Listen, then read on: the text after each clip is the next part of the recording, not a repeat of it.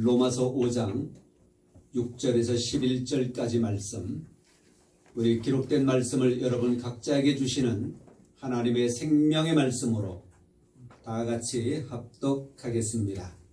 우리가 아직 연약할 때에 기약대로 그리스도께서 경건하지 않은 자를 위하여 죽으셨도다. 의인을 위하여 죽는 자가 쉽지 않고 선인을 위하여 용감히 죽는 자가 혹 있거니와 우리가 아직 죄인 되었을 때에 그리스도께서 우리를 위하여 죽으심으로 하나님께서 우리에 대한 자기의 사랑을 확증하셨느니라.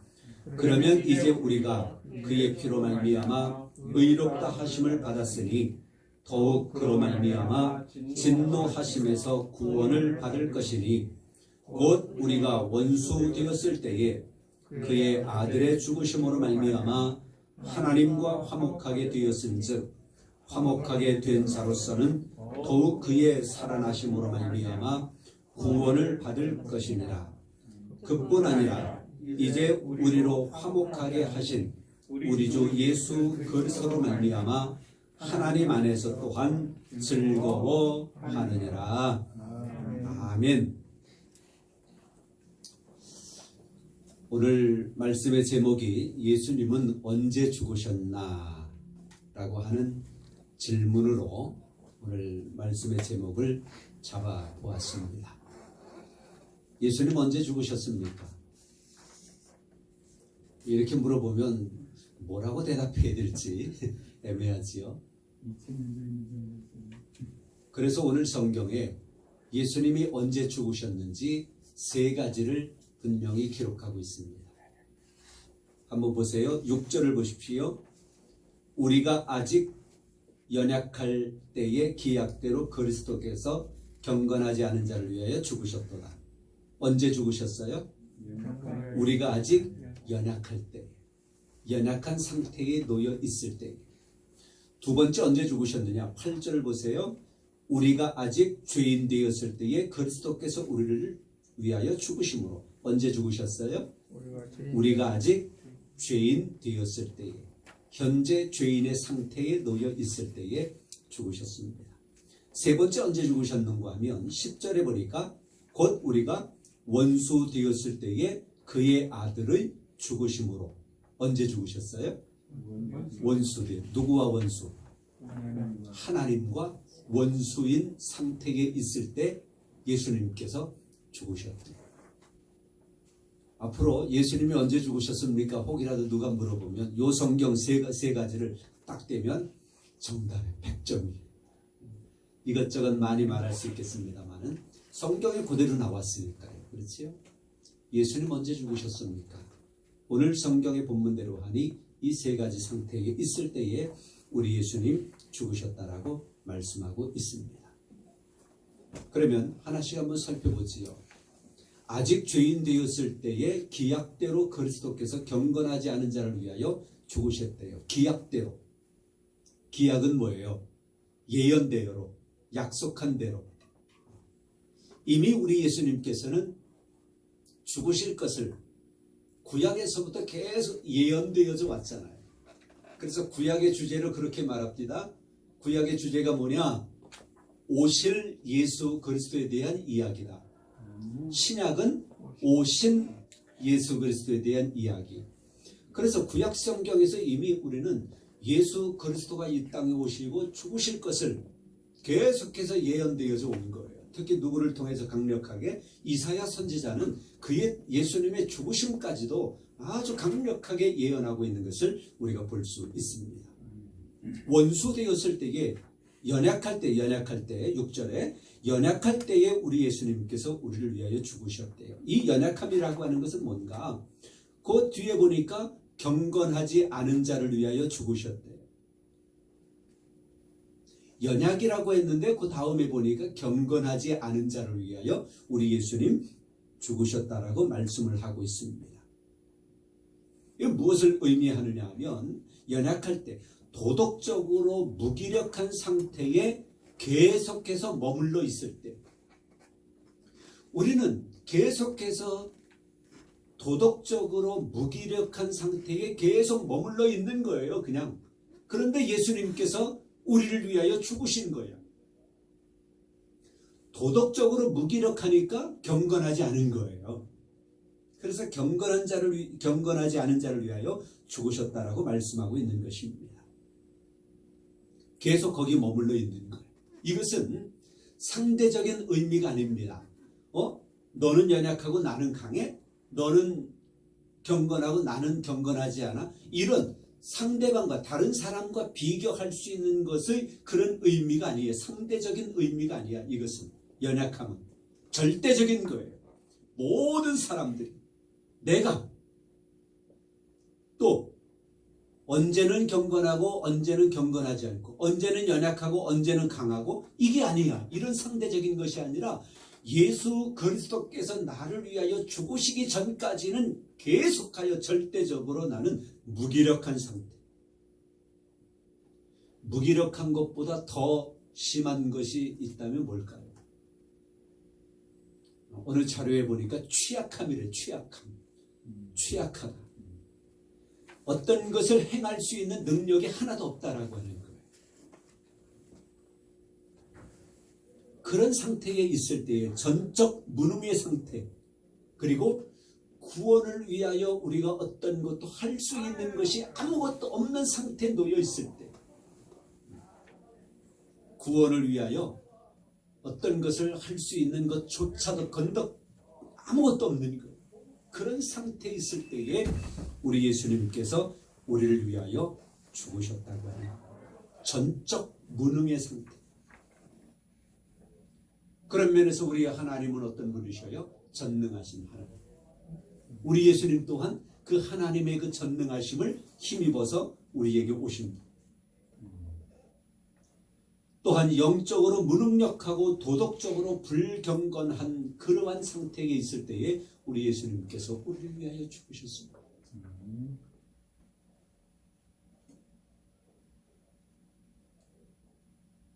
두 번째, 우리가 아직 죄인 되었을 때라고 말씀을 해요. 그런데요, 한 가지 단어를 우리가 살펴볼 것이 있어요. 6절에 연약할 때에도 그 앞에는 아직이라고 하는 단어가 있어요. 그리고 8절 말씀에도 죄인 되었을 때의 앞에 아직이라고 하는 단어가 있어요. 왜 이렇게 두 번 반복했을까? 그런데 세 번째 죽으심에 대하여 10절에 말할 때는 곧이라고 하는 또 다른 단어로 되어 있어요. 여하튼 아직이라고 하는 단어가 두 번 반복되어지고 있다고 하는 것입니다. 그래서 이것도 의미가 있는 거예요. 이 아직이라고 하는 것은 이거 두 번 반복되어진 것은 강조한 거예요. 강조성이 들어가 있습니다.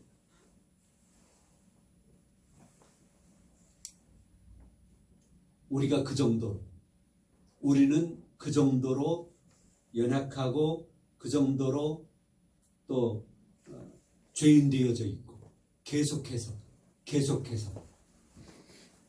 그러한 가운데서 우리 예수님께서 그런 자를 위하여 어찌 오셨을까?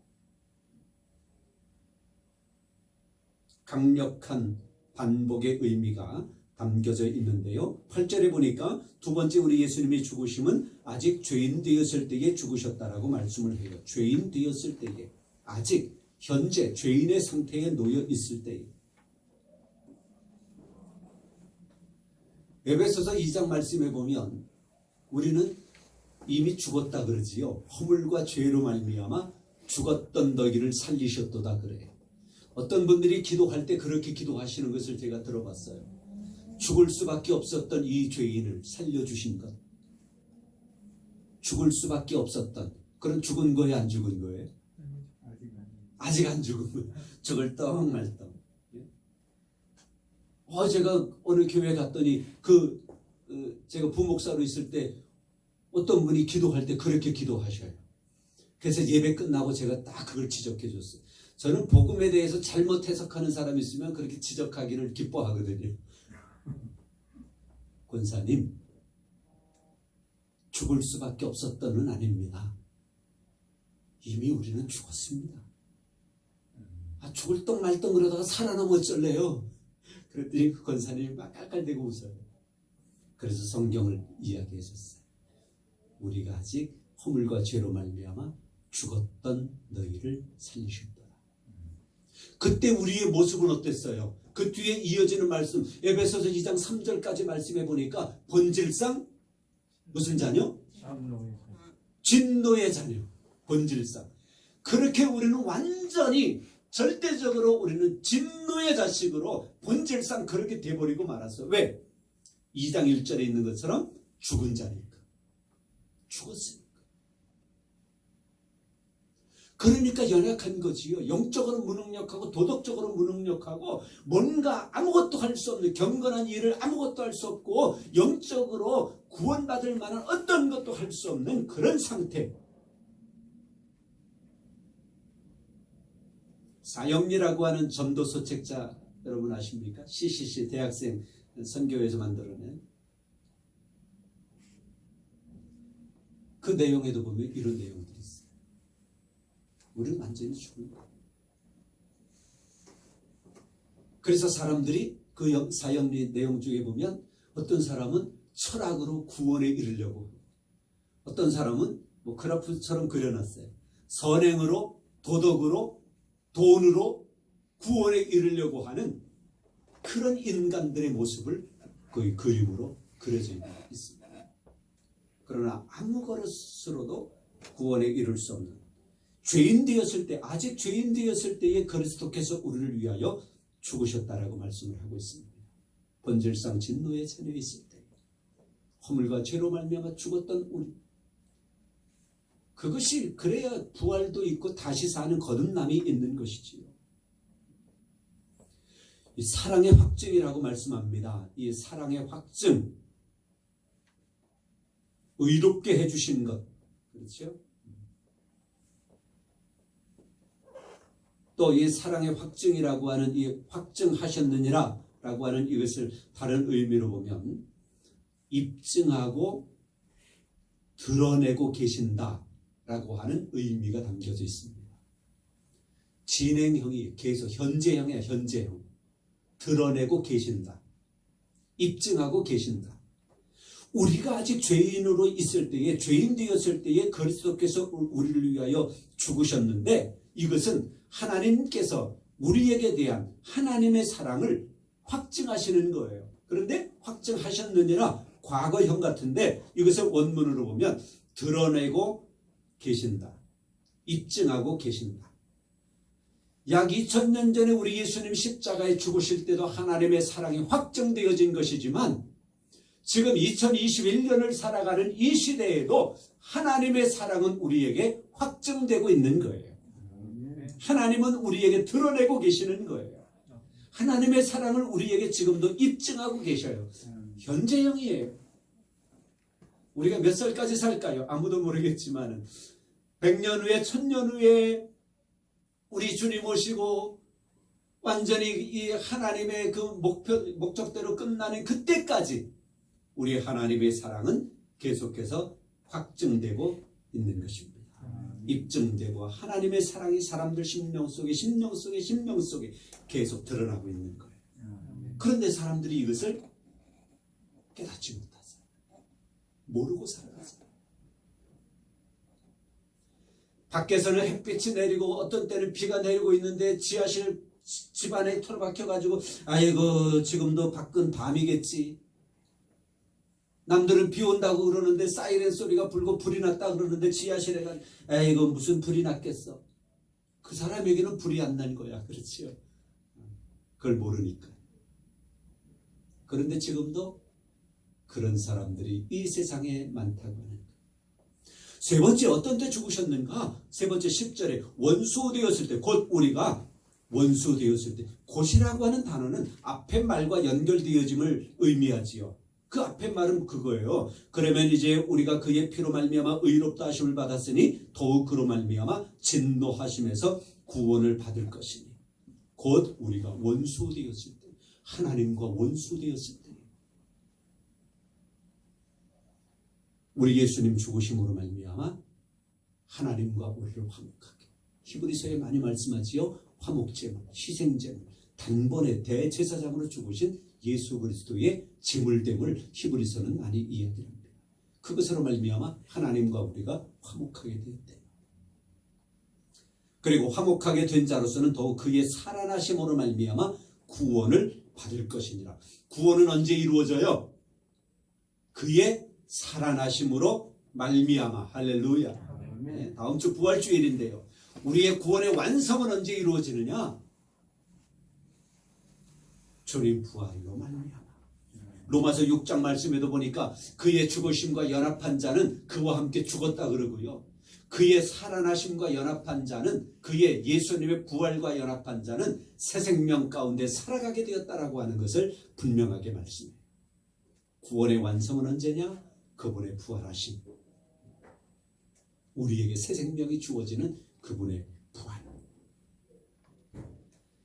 우리는 하나님과 화목하기 위하여 이전의 가치관, 추구하던 목표, 우리의 생활 방식, 그 밖의 세속적인 것, 또한 성경의 비성경적인 모든 우리의 삶을 다 청산해 버려야 되는 거예요. 지금 말씀드린 이 모든 것들이 연약함의 모습, 죄인됨의 모습, 원수됨의 모습들인 것입니다. 이것을 청산하지 아니하면 우리 안에 하나님의 그 아들 독생자 예수의 죽으심의 본연의 의미가 우리 안에 확실하게 입증되지 않는 거예요. 그래서 이러한 모든 추구하던 목표, 이전의 가치관, 생활 방식, 세속적인 것, 비성경적인 것, 이러한 것들을 다, 일체의 것들을 다 미련 없이 청산하고 하나님과 화목한 자로서 정상적인 삶을 영위에 나아가야 하는 것입니다. 이 고난 주간에 우리 예수님께서 우리를 위하여, 하나님께서 우리를 위하여 해놓으신 이런 위대한 업적들, 이것들을 여러분의 마음속에 새기면서 이것으로 말미암아 나는 능력 있는 자, 도덕적으로나 영적으로 능력 있는 자로, 이제는 죄인이 아니라 의인으로, 이제는 하나님과 화목된 자로, 예수님의 부활을 믿음으로 말미암아 구원받은 자로 새 생명 가운데 살아가게 되었구나라고 하는 이런 감격으로 여러분들이 살아가실 수 있기를 바랍니다. 아멘. 이것이 뭐냐? 맨 마지막 단어, 오늘 본문의 맨 마지막 단어, 다 같이 즐거워하느니라. 즐거워하느니라. 어디서? 하나님 안에서 또한 즐거워하느니라. 다 같이 하나님 안에서 또한 즐거워하느니라. 하나님 안에서 또한 즐거워하느니라. 여러분의 삶에 하나님 안에서 늘 영적으로나 여러분의 삶에 즐거워하는 삶이 계속 영위되어지기를 주님의 이름으로 축원합니다. 성부와 성자와 성령의 이름으로 여러분 모두를 축복합니다.